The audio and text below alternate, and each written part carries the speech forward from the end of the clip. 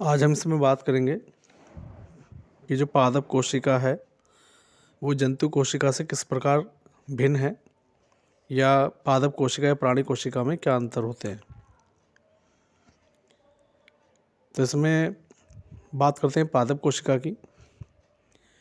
अगर बात करें पादप कोशिका की तो पहला अंतर पादप कोशिका जंतु कोशिका में यह आता है कि पादप कोशिका में जो है कोशिका भित्ति जो है पाई जाती है और ये कोशिका भित्ति जो है सेलुलोज की बनी होती है। लेकिन अगर कवक की बात करें, कवक फंजाई, इसमें भी कोशिका भित्ति पाई जाती है, लेकिन इसमें जो कोशिका भित्ति होती है वो सेलुलोज की ना होकर वो काइटिन की बनी होती है। अगर बात करें यहाँ पे जंतु कोशिका की, तो जंतु कोशिका में जो है किसी भी प्रकार की कोई भी कोशिका भित्ति नहीं पाई जाती। अगर बात करें यहाँ पे अगले पॉइंट की, तो पादप कोशिका में रसधानी सामान्यतः पाई जाती है, या ये कहें कि पादप कोशिका में जो है रसधानी जो है पाई जाती है, जिसके कारण कोशिका द्रव्य भित्ति के साथ साथ एक स्तर के रूप में होता है। अगर बात करें यहाँ पे जंतु कोशिका की, तो जंतु कोशिका में किसी भी प्रकार की कोई भी धानी यानी कि रसधानी नहीं पाई जाती।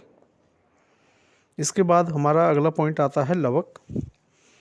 पादप कोशिका में सामान्यतः लवक पाए जाते हैं और पादप कोशिका में क्लोरोफिल यानी हरित लवक जो होता है उसमें जो है एक रंजक यानी कि पिगमेंट पाया जाता है जिसे हम कहते हैं क्लोरोफिल। और क्लोरोफिल होने के कारण ये लवक हरे होते हैं, जिस कारण हम इन्हें हरित लवक कहते हैं। और इन हरित लवक के कारण हमारे पेड़ पौधों के जो सामान्यतः जो तने हैं, जो नव तने होते हैं और जो पत्तियां होती हैं, उनका रंग हरा होता है। अगर बात करें जंतु कोशिका की, तो जंतु कोशिका में कोई भी लवक या किसी प्रकार का कोई भी लवक नहीं पाया जाता। इसके बाद अगर हम बात करें अगले पॉइंट की, तो अगला पॉइंट आता है सेंट्रोसोम और सेंट्रियोल। पादप कोशिका में सेंट्रियोल और सेंट्रोसोम जो है नहीं पाए जाते, जबकि प्राणी कोशिका में सेंट्रोसोम और सेंट्रियोल पाए जाते हैं। अब बात करते हैं अगले पॉइंट की। अगला पॉइंट है हमारा गोल्जी कॉम्प्लेक्स, ये गोल्जी बॉडी भी हम इसे कहते हैं। देखिए, सामान्यतः पादप कोशिका में जो है गोल्जी बॉडी कम पाए जाते हैं या कहें कि कम विकसित होते हैं, और पादप कोशिका में जो गोल्जी बॉडी या गोल्जी कॉम्प्लेक्स जो होते हैं उसे हम डिक्टोसोम के नाम से जानते हैं। और अगर बात करें यहाँ जंतु कोशिका की, तो जंतु कोशिका में जो है गोल्जी कॉम्प्लेक्स पूर्णतः विकसित होते हैं या कहें सामान्यतः पाए जाते हैं।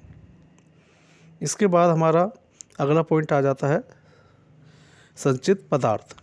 देखिए, हमारे पेड़ पौधे जो हैं प्रकाश संश्लेषण करते हैं और प्रकाश संश्लेषण के द्वारा ये जो है मंड बनाते हैं। मंड यानी कि एक तरीके का इनका भोज्य पदार्थ होता है जिसे वो अपने अंदर जो है संचित रखते हैं। अगर बात करें कवक की, तो कवक जो हैं ये किसी भी प्रकार का कोई भी प्रकाश संश्लेषण की क्रिया तो करते नहीं है। ये अन्य सड़े गले पदार्थों से जो है अपना भोजन प्राप्त करते हैं, यानी ये एक तरीके के मृतोजीवी होते हैं। और ये अपने अंदर जो पदार्थ जो संचित रखते हैं ये ग्लाइकोजन के तौर पे करते हैं। इसी तरह अगर बात करें यहाँ पे प्राणी कोशिका की, तो प्राणी कोशिकाओं में जो संचित भोजन जो होता है, जैसे कि सभी जानते हैं कि प्राणी कोशिका या जीव जंतु जो है भोजन के लिए पेड़ पौधों पर या अन्य जीव जंतुओं पर निर्भर होते हैं। तो इनके अंदर जो भोजन या जो संचित पदार्थ जो होता है वो होता है ग्लाइकोजन। और ग्लाइकोजन को जो है ग्लाइकोजन जो है एक प्रकार का संचित भोजन ही होता है जो आवश्यकता पड़ने पर ग्लूकोज में कन्वर्ट होता है और जीव जंतुओं को जो है ऊर्जा प्रदान करता है। इसके बाद अगर बात करें हम अगले पॉइंट की, तो अगला पॉइंट आता है कोशिका विभाजन। देखिए, पादप कोशिका में जो कोशिका विभाजन जो होता है, तो पादप कोशिका के मध्य में कोशिका प्लेटें बनती हैं जो अंदर की ओर बढ़ती हैं। यानी इनमें जो कोशिका विभाजन होगा तो इनकी जो कोशिका जो विभाजित होती हैं उनमें जो है सेल प्लेट बनती हैं जिसे हम कोशिका प्लेट कहते हैं। अगर बात करें यहाँ जंतु कोशिका की, तो जंतु कोशिकाओं में जो कोशिका विभाजन होता है ये एक खाँच कोशिका को दो भागों में बांटता है, एक खाँच के द्वारा। ठीक है, या कहें कि जंतु कोशिका में विभाजन के समय एक खांच कोशिका को 2 भागों में बांटती है और यह बाहर से अंदर की ओर बढ़ती है। ठीक है, तो इसमें आज बस इतना ही।